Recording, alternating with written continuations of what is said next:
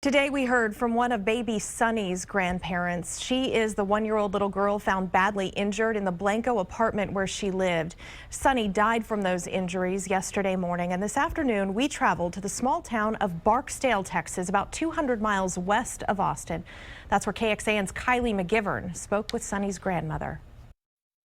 We are outside of Vincent Bort's home in Barksdale, where we just got finished talking with his mother, Myrna Pinnell. Now, she tells us that at this time, she and her close family are not ready to go on camera. The emotions, as you can imagine, too raw at this point. But I did take a few minutes to sit down with her and just hear more. She spoke about the grief that her family is in, tears coming down her face at one point, and her just describing what the family has been through. Now, she has spent the last 2 days in the hospital in San Antonio, and her son Vincent, and she said while he is keeping a strong face for the children, she said that he has cried outside of them, again just trying to hold everything together for the family. And she said they found out through social media, talking about how you see other families going through tragedies, and now it's happened to them. She said that it's hard to believe that this is how they've learned, and they are just looking to find out more, trying to put together funeral arrangements, a chaotic time where they're just trying to make sense of what's next. And we are going to talk with a family member coming up,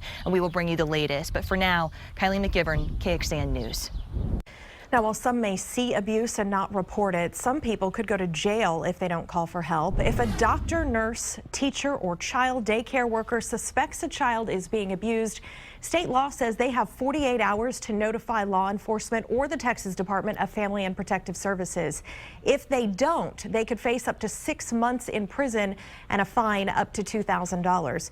Now, if they do report suspected abuse, their name is kept confidential and they are immune from civil or criminal charges.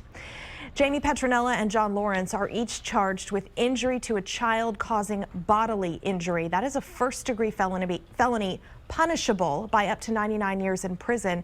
We incorrectly reported that punishment last night.